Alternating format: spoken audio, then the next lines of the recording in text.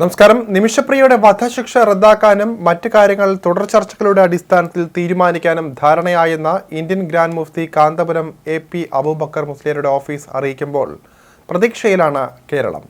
നിമിഷപ്രിയയ്ക്കായുള്ള പ്രാർത്ഥന ഇപ്പോഴും മലയാളികൾ തുടരുകയാണ്. ശുഭവാർത്തയ്ക്ക് ഉടൻ സ്ഥിരീകരണമുണ്ടാകുമെന്നാണ് സൂചന. നേരത്തെ താൽക്കാലികമായി നീട്ടിവച്ച വധശിക്ഷയാണ് പൂർണ്ണമായി റദ്ദ് ചെയ്യാൻ ധാരണയായതെന്നും സനായിൽ നടന്ന ഉന്നത തല യോഗത്തിലാണ് ഇത് സംബന്ധിച്ച് തീരുമാനമുണ്ടായതെന്നുമാണ് വിവരം. ഫേസ്ബുക്കിലൂടെ തന്നെ ഇക്കാര്യം കാന്തപുരത്തിന്റെ ഓഫീസ് അറിയിക്കുന്നുണ്ട്.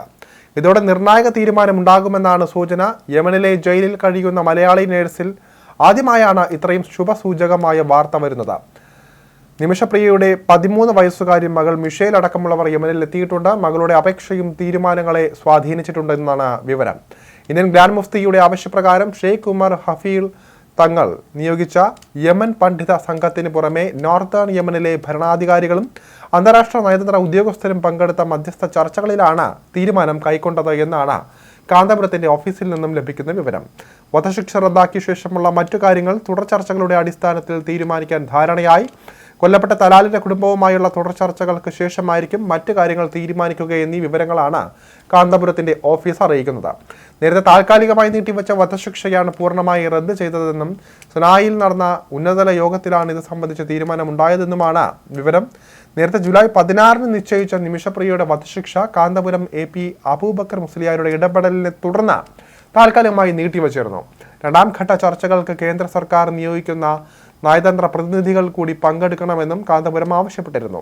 എന്നാൽ ഈ വാദങ്ങളെല്ലാം കേന്ദ്ര സർക്കാർ അപ്പോഴേക്കും തള്ളിയിരുന്നു. അപ്പോഴും ചർച്ചകൾ നടക്കുകയായിരുന്നു. കേന്ദ്രവും നയതന്ത്ര ഇടപെടൽ ശക്തമാക്കി. ഇതിനിടയിലാണ് ഈ ഒരു ശുഭവാർത്ത വരുന്നത്. ഔദ്യോഗിക സ്ഥിരീകരണം കിട്ടിയാൽ കേന്ദ്ര സർക്കാർ തന്നെ ഇക്കാര്യത്തിൽ വ്യക്തത വരുത്തുമെന്നാണ് അറിയുന്നത്. നയതന്ത്ര തീരുമാനം നിമിഷപ്രിയയുടെ കാര്യത്തിൽ ഉടൻ ഉണ്ടാകുമെന്ന് തന്നെയാണ് സൂചന. നിമിഷപ്രിയയുടെ 13 വയസ്സുകാരി മകൾ മിഷേൽ അടക്കമുള്ളവർ യമനിൽ എത്തിയിട്ടുണ്ട്.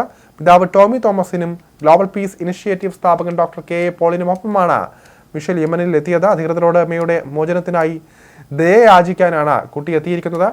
വർഷങ്ങളായി യമനിലെ ജയിലിൽ കഴിയുന്ന നിമിഷപ്രിയയെ കഴിഞ്ഞ 10 വർഷമായി മകൾ കണ്ടിട്ടില്ല. മലയാളത്തിലും ഇംഗ്ലീഷിലുമാണ് മിഷേൽ അഭ്യർത്ഥന എഴുതിയത്. എനിക്ക് അമ്മയെ ഒരുപാട് ഇഷ്ടമാണ്. അമ്മയെ വീട്ടിലേക്ക് തിരികെ കൊണ്ടുവരാൻ ദയവായി സഹായിക്കണം. അമ്മയെ എനിക്ക് കാണാൻ അതിയായ ആഗ്രഹമുണ്ട്.